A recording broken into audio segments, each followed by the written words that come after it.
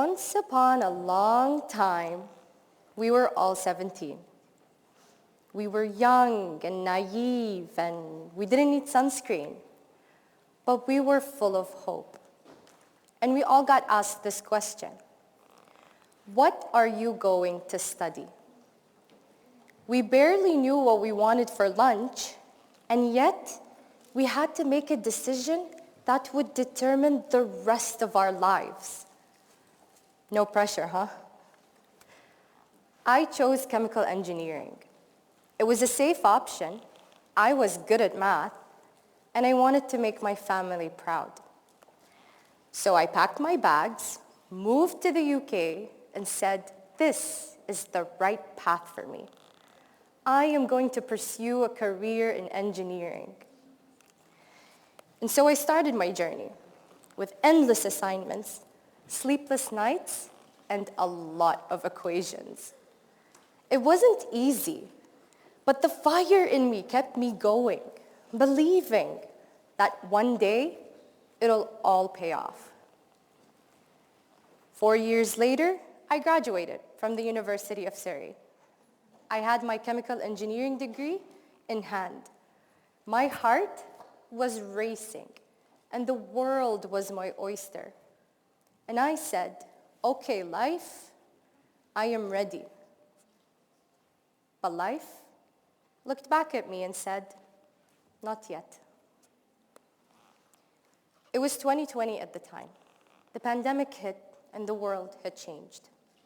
Companies froze hirings and people were losing their jobs.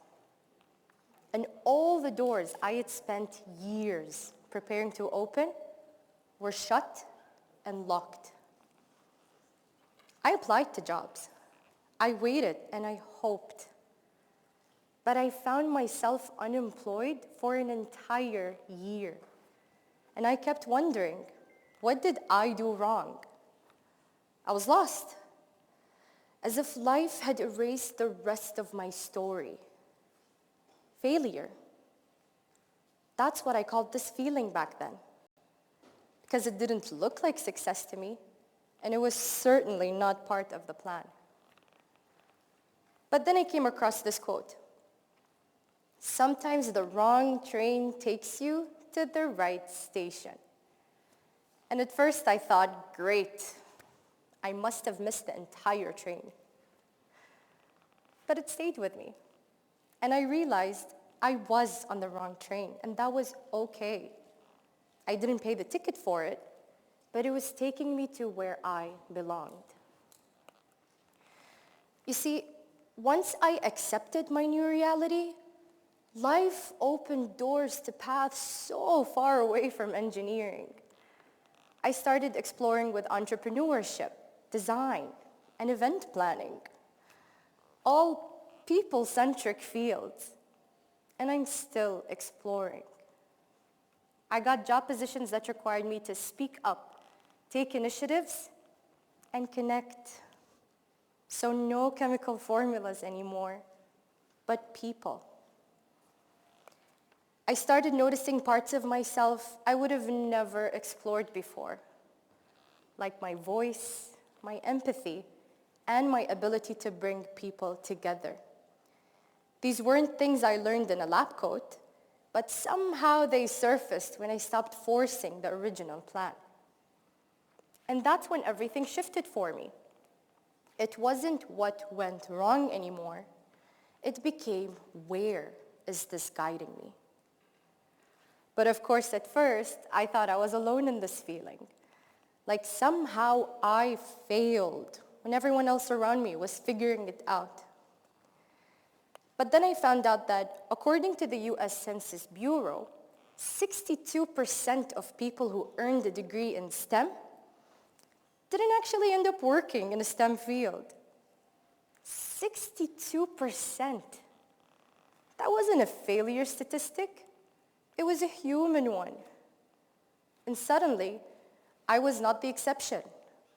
I was part of a bigger story, one that I shared with everyone who didn't end up in STEM.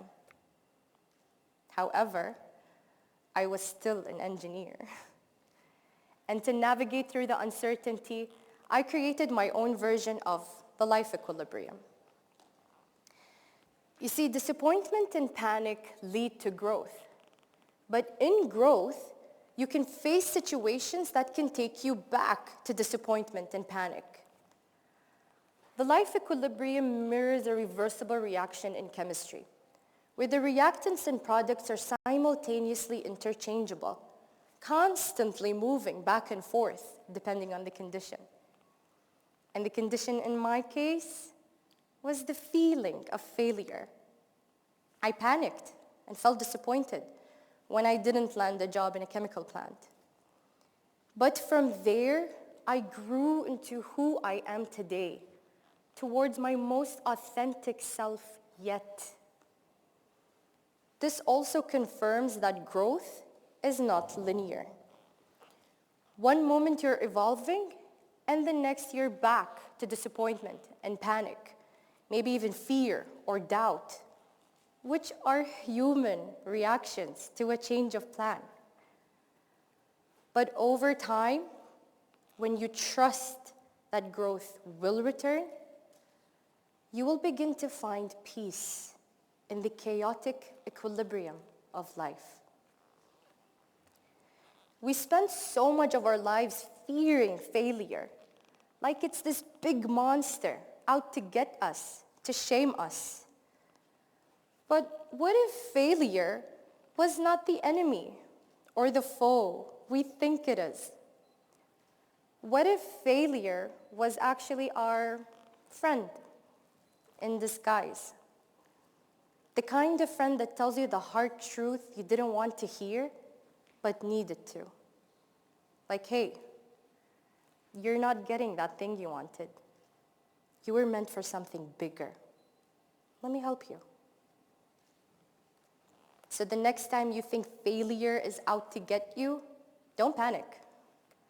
Sit down and have coffee with it. You'll see that it's only there to guide you to your next journey. Thank you.